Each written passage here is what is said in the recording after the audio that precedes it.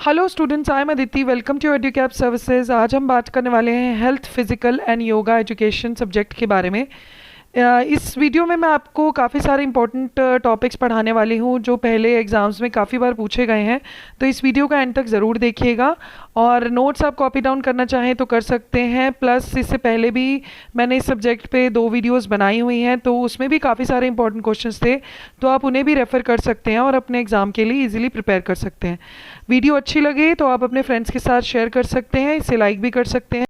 तो चलिए स्टार्ट करते हैं आज का टॉपिक। आज का सबसे पहला टॉपिक है कम्युनिकेबल डिसीजेस। ये आपका एमडीयू 2019 के एग्ज़ाम में आया हुआ है, तो काफ़ी इंपॉर्टेंट क्वेश्चन है। कभी कभी आपसे डेफिनेशन पूछ लेंगे, कैरेक्टरिस्टिक्स पूछ लेंगे, तो कभी कैसे प्रिवेंट करना है इन कम्युनिकेबल डिसीजेस को, इसके बारे में पूछ लेंगे।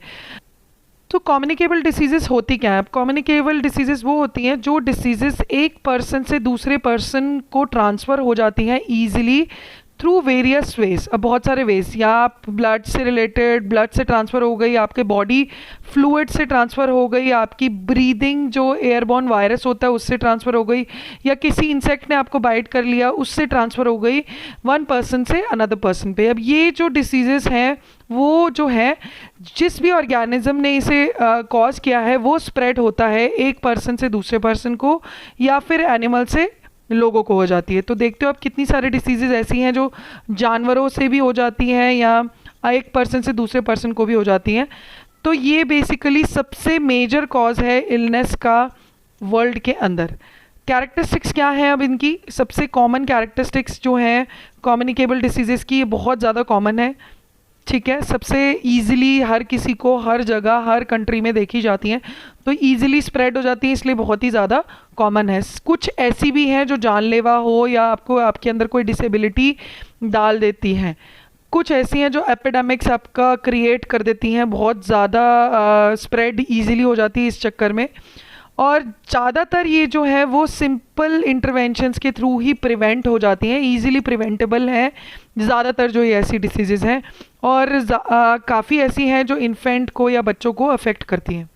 तो आपके लिए सबसे कॉमन एग्जांपल जो अभी रिसेंटली सबने फेस किया था वो था कोरोना, जो कम्युनिकेबल डिसीजेस थी, जो एक बंदे से दूसरे बंदे को बहुत इजीली ट्रांसफ़र हो गई थी थ्रू स्प्रेड ऑफ वायरस। वो भी कंट्री टू कंट्री कितना लोगों के थ्रू ट्रांसफ़र हुई है, तो सबसे कॉमन एग्जांपल आप देख सकते हो।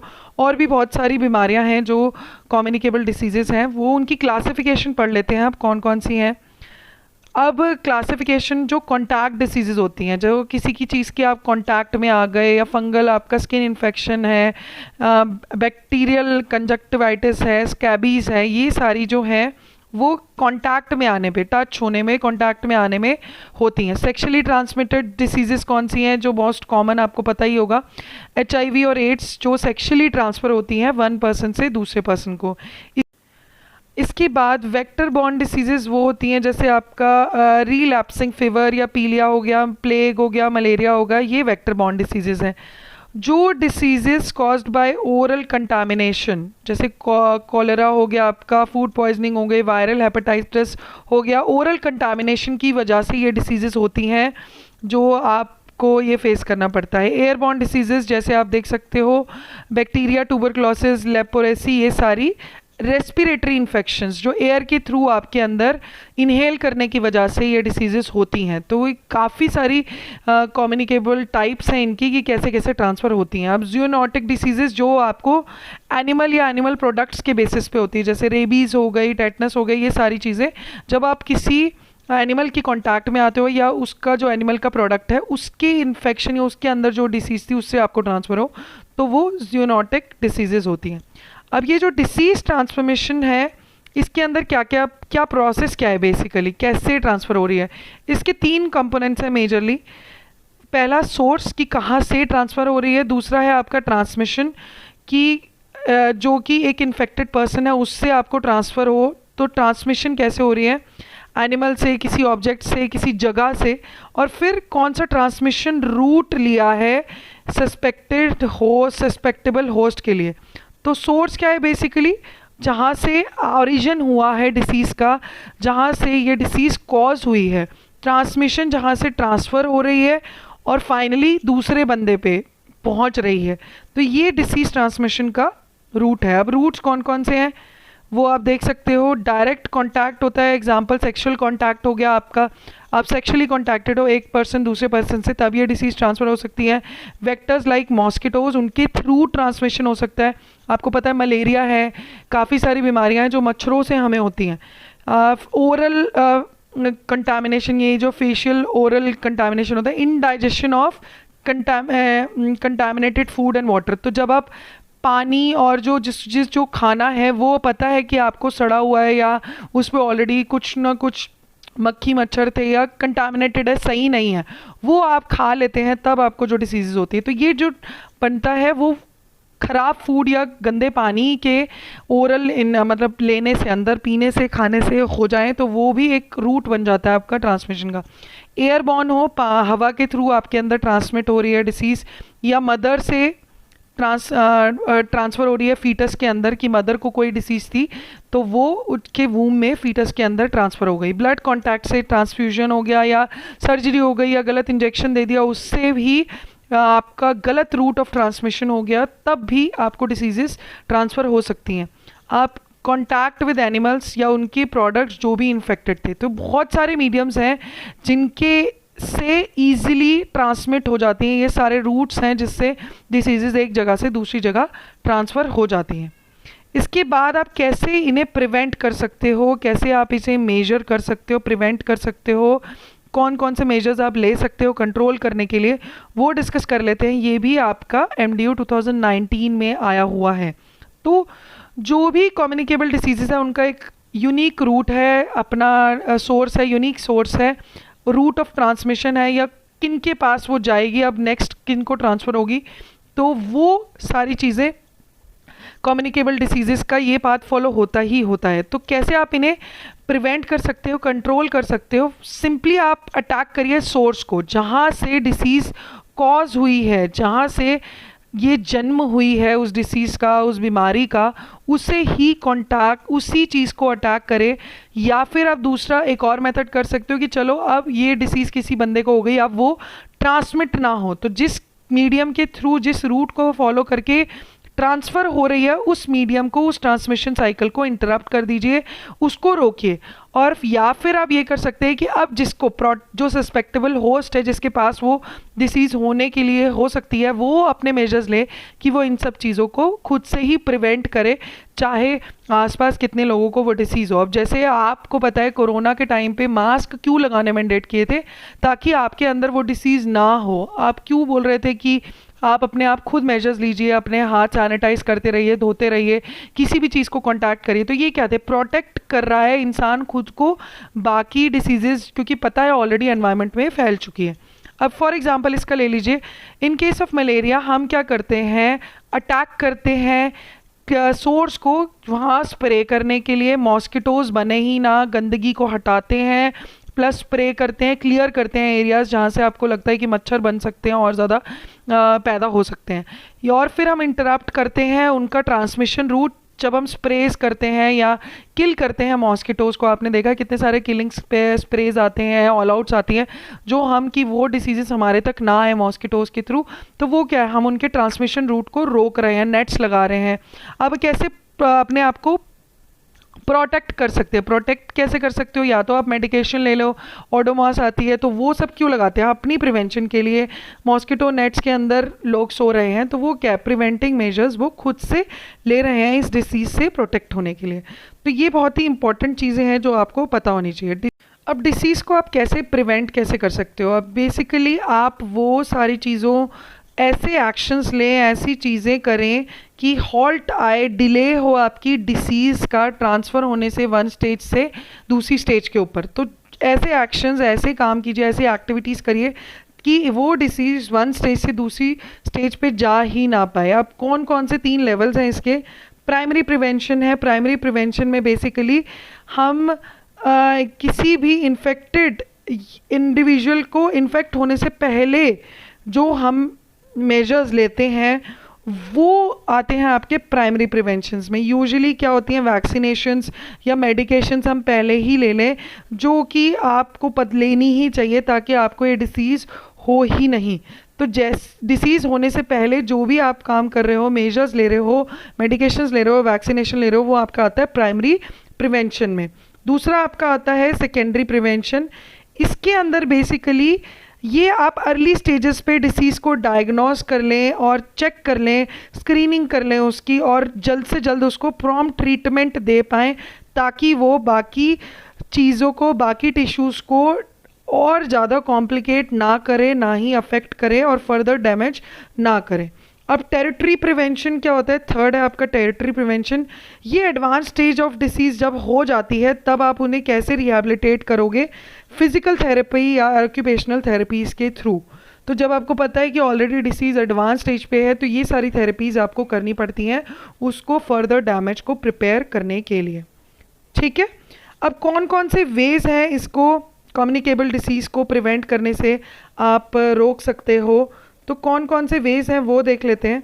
ये भी बहुत इंपॉर्टेंट क्वेश्चन है, कुरुक्षेत्र 2019-2021 में ये क्वेश्चन आया हुआ था। तो आप सबसे पहले सीखें, प्रैक्टिस करें और दूसरों को भी सिखाएं हेल्दी हैबिट्स। ये आपके अंदर होना ही चाहिए ताकि आप ये जो कम्युनिकेबल जनरल डिसीजेज़ हैं, वायरल इन्फेक्शन हैं, इन सब चीज़ों से आप प्रिवेंट हो सकें।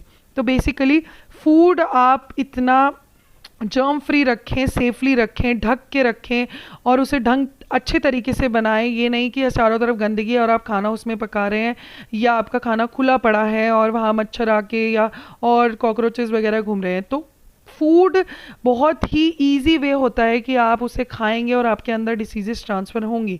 तो ये बहुत इजीली जर्म्स कैरी कर लेता है। तो सबसे पहले आपको हैंडल और प्रिपेयर खाने को बहुत अच्छे से सेफली करना है। उसके बाद हाथ अच्छे ऑफनली धोते रहें, अपने हैंड वॉश की हैबिट अच्छे से होनी चाहिए। क्लीन और डिसइंफेक्ट कॉमनली यूज सर्विसेज। तो आप उस एरिया को बिल्कुल साफ़ करें जहां आप रोज़ाना बैठते हैं, डिसइंफेक्ट करते रहें। अब कितनी सारे आप देखते हैं, आप मॉपिंग वगैरह करते हैं, क्यों करते हैं? ताकि जहां जिस घर में आप रह रहे हो वो साफ़ सुथरा रहे। ठीक है। कफ स्नीज इनटू अ टिश्यू और योर स्लीव। तो जब भी आपको कफ आए या आपको छींकें आ रही हैं तो आप किसी हाथ रख के या अपने स्लीव्स के अंदर या अपने हैंकी यूज़ करके तब स्नीज करें, कफ करें, ताकि छींटों के थ्रू या एयर के थ्रू वो सारे जर्म्स दूसरे बंदे के पास ना जाएं। अपनी पर्सनल आइटम्स को ऐसे शेयर ना करें जो दूसरे को अफेक्ट कर सकती हैं। वैक्सीनेट हो जाएं, सबसे कॉमन चीज़ है। देखते ही आप बच्चों को इतना कार्ड बनता है वैक्सीनेशन का, ताकि जो डिसीजेस फ्यूचर में होने के चांसेस है वो ना हो। वाइल्ड एनिमल्स को टच ना करें और जो आप पेट्स घर में रखते हैं वो भी प्रॉपरली वैक्सीनेटेड हो, क्लीन रहें, वो भी सही हो, ताकि उनसे भी डिसीजेस आपको नहीं हो। जब भी आपको डिसीजेस हो या आपको कोई भी प्रॉब्लम है, जब भी आप बीमार हैं, तो आप घर पर रहें, बाहर ना जाएं, ताकि लोगों को वो ना फैले। तो ये बहुत ही 8 वेज हैं जिससे आप इजीली कम्युनिकेबल डिसीजेस को स्प्रेड होने से रोक सकते हैं। ठीक है, अब बात करते हैं फर्स्ट एड की। अब फर्स्ट एड क्या है? फर्स्ट एड, ये क्वेश्चन भी बहुत इंपॉर्टेंट है। MDU जून 2019 में ये क्वेश्चन आया हुआ था। बेसिकली फर्स्ट एड एक इनिशियल केयर है। किसी भी इंजरी, कोई भी चोट आपको लगी है, कोई भी बीमारी आपको हुई है, इनिशियल केयर जो आप किसी भी इंसान को प्रोवाइड कर सकते हैं वो फर्स्ट एड है। जैसे ही कोई बच्चा गिरता है तो आप उसमें सैवलॉन लगाते हैं, डिटॉल लगाते हैं, कॉटन से क्लीन करते हैं, डिसइंफेक्ट करते हैं उस एरिया को, और फिर बैंडेज वगैरह करते हैं। तो ये क्या, बेसिकली आप इनिशियल केयर या प्रोवाइड कर रहे हो बच्चे को या किसी बड़े को, जो कि यूजुअली आप नॉन एक्सपर्ट पर्सन, जो इतना एक्सपर्ट पर्सन नहीं है, वो इंजर्ड पर्सन को दे देता है जब तक उसको फाइनल मेडिकल ट्रीटमेंट नहीं मिलता। तो आपके घर में कोई भी ये फर्स्ट एड परफॉर्म कर सकता है, ज़रूरी नहीं वो एक पर्टिकुलर एक्सपर्ट ही परफॉर्म करे। सर्टन सेल्फ लिमिटिंग इनलेस और माइनर इंजरीज जो फर्दर मेडिकल केयर नहीं मांगती, ऐसी इंजरीज जो घर पे ही फर्स्ट एड करने से ठीक हो जाएं या सेल्फ हील हो सके, या माइनर चोटें हैं, इतनी ज़्यादा नहीं है, जिनको फर्दर मेडिकल केयर की ज़रूरत नहीं हो, उन्हें आप फर्स्ट एड दे सकते हैं।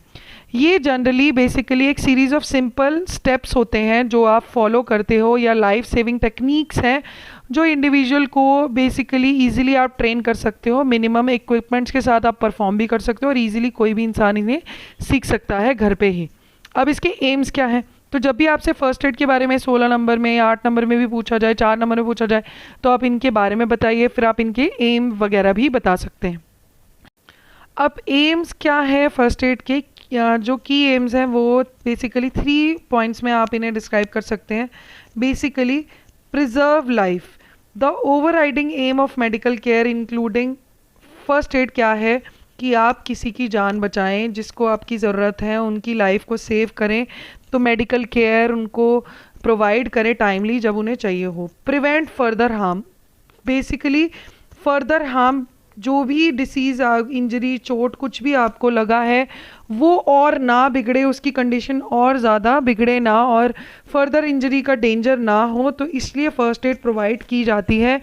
ये एक्सटर्नल फैक्टर्स को भी कवर करती है, plus such as moving a patient away from any cause of harm. तो जब भी कोई भी डिसीज, किसी भी एक पेशेंट को किसी भी फर्दर हार्म से बचाने को भी आप इसका एम होता है फर्स्ट एड का। और बेसिकली फ़र्स्ट एड अप्लाई कर दीजिए ताकि उसकी जिस भी इंसान को चोट लगी है, कोई भी बीमारी हुई है, वो और ज़्यादा ना बिगड़े। बेसिकली जब आप देख सकते हो कि ब्लीडिंग वगैरह बहुत इजीली आप देखते हो कभी भी हो जाती है, तो वो उसे स्टॉप करने के लिए आप जो भी मेजर्स ले सकते हो ताकि वो और ज़्यादा वर्स ना हो और ज़्यादा ख़राब ना हो।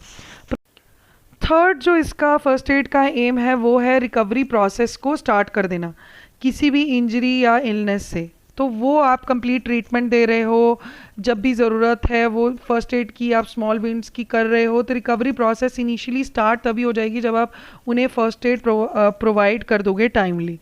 तो ये तीनों एम्स थे फर्स्ट एड के। बेसिक फर्स्ट एड टिप्स क्या हैं जो आपको ध्यान रखने चाहिए जब भी आप फर्स्ट एड किसी को दे रहे हो, तो मेक श्योर आपके पास सबसे पहली चीज़ फर्स्ट एड किट हो एक घर के अंदर, जिसमें बेसिक मेडिसिन्स ईजिली अवेलेबल हो। और फर्स्ट एड किट के अंदर आपको सारी मेडिकेशंस होनी चाहिए, इंक्लूडिंग नॉन प्रिस्क्रिप्टिव ड्रग्स जो भी हैं, जो भी नॉन प्रिस्क्रिप्टिव ड्रग्स हैं ये जो बच्चे हैं घर में उनसे दूर रहें। तो आपकी फ़र्स्ट एड किट के अंदर जो भी दवाइयाँ हैं वो बच्चों से थोड़ी दूर होनी चाहिए। और आपके घर में बेसिकली फ़र्स्ट एड किट सबसे पहले होनी चाहिए, उसमें जो भी ज़रूरी दवाइयाँ वो होनी चाहिए और बच्चों से उन्हें दूर रखना चाहिए। तीसरी चीज़, बिफोर असिस्टिंग अ विक्टिम अपने आप को प्रोटेक्ट ज़रूर करें। तो पहले किसी को भी हेल्प करने से पहले अपने आप को प्रोटेक्ट करें, ग्लव्स को पहने, अपने ब्लड फ्लूइड से और अपने आप को प्रोटेक्ट करें दूसरे की बॉडी फ्लूइड से, उनके ब्लड से। तो अपने प्रोटेक्शन के ऊपर भी ध्यान देना है। जब भी इमरजेंसी हो मेक श्योर करें कि जो tongue does not block the victim airway and the mouth is free for the secretion and foreign objects. तो ये ज़रूर जब भी इमरजेंसी अकर हो तो ये ज़रूर देखें कि आपका जो मुंह है वो ब्लॉक ना हो और माउथ फ्री हो कोई भी सिक्रीशन बाहर निकालने के लिए, तो ब्रीथ वो फ्रीली कर पाए, ये आपको ज़रूर चेक करना है जब भी ऐसी कोई इमरजेंसी अकर होती है जो आपको फ़र्स्ट एड घर पे देना पड़ रहा है किसी भी इंसान को। See the victim has a pulse, तो सबसे पहले आप ये चेक करो कि पल्स ज़रूर आ रही है, जिसको भी चोट लगी है, जिसको भी कोई इलनेस हुई है, तो वो आप देख रहे हो सबसे पहले चेक करो पल्स आ रही है, उनका ब्लड सर्कुलेशन सही है या नहीं है, कोई साइंस तो नहीं है ब्लीडिंग के, या कुछ ज़्यादा सीवियरली ब्लीड तो नहीं कर रहा, किसी ने पॉइजन तो नहीं ले लिया, या उसका हार्ट और ब्रीदिंग उसकी स्टॉप तो नहीं हो गई। तो ये एवरी सेकेंड काउंट्स। तो ये सारी चीज़ें आपको ज़रूर चेक करनी है जब भी आप किसी को फर्स्ट एड प्रोवाइड कर रहे हो कि सीवियरिटी बेसिकली क्या है। तो आप जब भी किसी इंसान को मूव करें तो ज़रूर चेक करें कि सीरियस नेक और बैक इंजरीज उस इंसान को नहीं है, ना हो और फर्दर डैमेज उनको कुछ ना हो। तो ये अगर किसी को ये प्रॉब्लम्स हैं तो उसे ऐसे मतलब अचानक से मूव ना करें, ये ज़रूर ध्यान में रखें। Have someone call for medical assistance, तो सबसे पहले कॉल करें मेडिकल असिस्टेंस के लिए जब भी आप फर्स्ट एड अप्लाई कर रहे हो। फ्लूइड्स ना दें अनकॉन्शियस या सेमी कॉन्शियस पर्सन को, और इमरजेंसी आइडेंटिफिकेशन कार्ड फाइंड कर ले विक्टिम के लिए जो भी एलर्जिक है वो किसी भी मेडिसिन के लिए, या उनको सीरियस हेल्थ प्रॉब्लम्स तो नहीं है, या कोई स्पेसिफिक केयर तो नहीं चाहिए, स्पेशल केयर तो नहीं। तो ये सारी चीज़ें आपको ऑलरेडी आपके पास फाइल्स या उनकी जो भी मेडिकल रिपोर्ट्स हैं वो आपके पास होनी चाहिए। तो ये सारी चीज़ें आपको ध्यान रखनी है जब भी आप किसी को फर्स्ट एड वगैरह दे रहे हैं। अब फर्स्ट एड किट के अंदर क्या क्या होना चाहिए? फर्स्ट एड बुक होनी चाहिए आपके पास, बैंडेजेस होनी चाहिए असॉर्टेड साइज़ में, एडहेसिव टेप्स होनी चाहिए, ट्रायंगुलर रोलर बैंडेजेस होनी चाहिए, कॉटन होनी चाहिए, बैंडेड, सिजर, पेन टॉर्च, ये सारी चीज़ें आपकी होनी चाहिए। गॉज पैड्स होने चाहिए, ट्वीज़र्स होने चाहिए, नीडल होनी चाहिए, मॉइस्चन टावल होना चाहिए, ड्राई क्लोथ पीसेस होने चाहिए, एंटीसेप्टिक सैवलॉन या डिटॉल होना चाहिए, थर्मोमीटर होना चाहिए, फीवर चेक इजीली कर पाए, क्लींजिंग एजेंट सोप्स वगैरह होने चाहिए, assorted size of safety pins होनी चाहिए, और ट्यूब ऑफ पेट्रोलियम जेली या अदर लुब्रिकेंट्स जो भी नेसेसरी है वो होने ही चाहिए।